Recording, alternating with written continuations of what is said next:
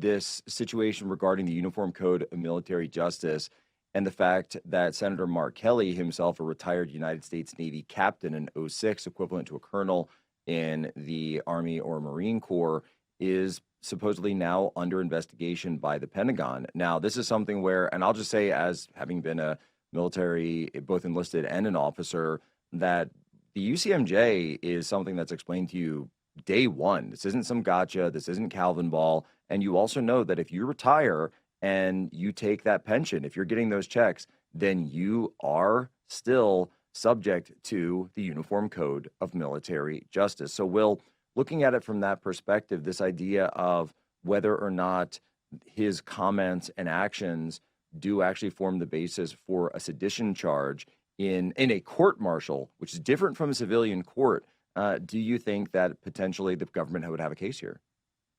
Yeah, I mean, my understanding, and you might actually know a little bit more about military law than I do because you were so deeply ingrained in it, but you're not I was allowed to under do it. things that you're not allowed to do things that knowingly undermine good order and discipline, is my understanding. And it's hard to imagine something that could undermine good order and discipline more than to Well, so those are, insinuate that believe it they're or not, unlawful. believe it or not, actually, just to give you the lanes here, that's an entirely separate statute. So right, so there's Yeah. an article for good order and discipline, 134. This is like your general catch-all. There's Article 92, which involves insubordination, and then there is, of course, the sedition. Sedition. I had this pulled up a minute ago. The actual sedition article itself. So I mean, there's quite a few articles that cover this, and then for a lot of people not understanding, if you take the pension, you are still considered subject to the Uniform Code of Military Justice. Right. And it's like we shouldn't have retired senior military officers who hold the esteem of being retired senior military officers saying things that undermine the good order and discipline of the Army. Right. I mean, the fact that military service members can't obey unlawful orders or shouldn't obey is drilled into them from the beginning, but it's drilled into them in the context of the fact that they need to presume that orders are lawful and that they need to obey their superiors, and that insubordination is punished as well. So when you have 6 senators getting up there drilling in the sort of opposite message, you must not follow unlawful orders, while not being able to identify a single unlawful order that's been issued. Well, everybody understands what you're doing. Everybody understands that you're trying to foment discontent and insubordination in the military, which is something that you're prohibited from doing, something that Captain Mark Kelley is prohibited from doing and should know better. No, and it's something, by the way, when you mentioned he should know better, this is something that, look, if a member of the military did this while they were serving, I should say, a regular member of the military, someone who's not, a famous Democrat who takes selfies with Alex Soros and who's invested in Chinese spy balloon companies, right? If you did something like this, then you would absolutely you would either be brought to the captain's mast in the Navy, which is something we have for extrajudicial punishment. And as an officer in high standing, like an '06, as he is and continues to be, by the way, because he's receiving a retirement pension commensurate with his rank, then yes, he absolutely should face something like this. And it's not about necessarily punishing Mark Kelley. It's about upholding a broad standard for the entire military as an armed forces discipline. Yeah, like you don't play games with insubordination in any military. It's the most basic idea that I mean, my whole understanding of, I didn't go through boot camp, but you did. But my whole understanding of the point of boot camp is to sort of drill into you that your job is to say yes, sir, when you're given an order, among many other things.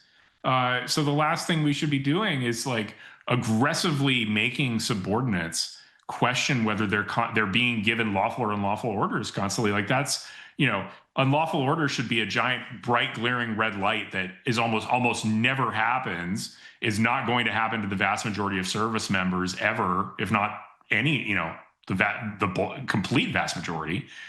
And so for these 6 senators to just be coming up with this out of nowhere and randomly, and this strong insinuation, those grave faces, like they're really deeply insinuating that there are unlawful orders coming from President Trump right now, but it's irresponsible for them to do that if they can't point to anything that they think is unlawful.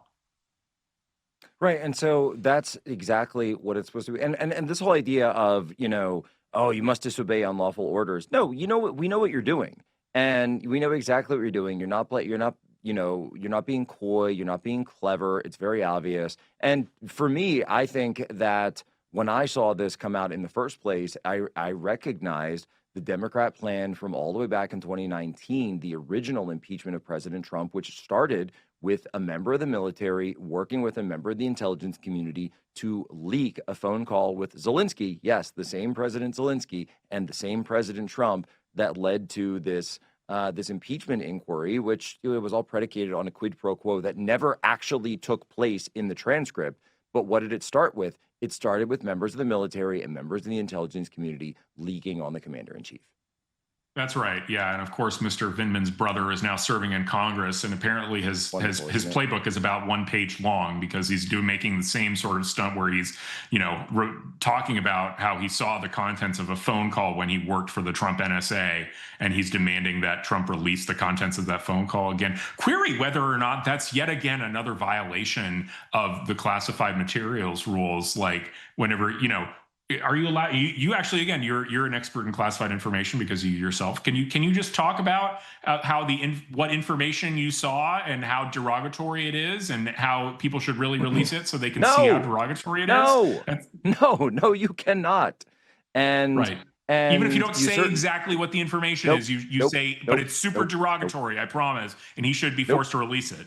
No, you really can't. You really can't. You can't make references to it. And I would urge, by the way, anyone to go through every single one of the tweets that I've ever written or statements that I've ever made on this show or any others to see if I've ever committed exactly what you're saying right now. Because now I'm not under UCMJ because I didn't do 20 years to qualify for a retirement pension. However, as a member of the intelligence community, I do have a lifetime NDA.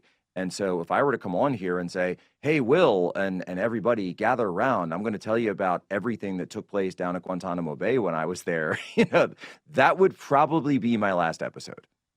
Yeah, probably, and rightfully so. And so I feel like maybe this has gone under the radar because nobody's talking about investigating Eugene Vindman for mishandling classified information. But there's no doubt that the contents of that phone call between President Trump and MBS are and if they haven't been released, they are classified. That is foreign diplomacy. So the fact that he's insinuating he knows what's in those phone calls and demanding transcript releases on that basis, what? This is a 6-year-old phone call too. Like, there's no whistleblower protection for him now, that he flatly and frivolously asserted back in 2018. Or I guess his brother. It's easy to confuse the two of them, right? They both are named Vindman. They both are applauded by the Ukrainians. They both leak classified phone calls.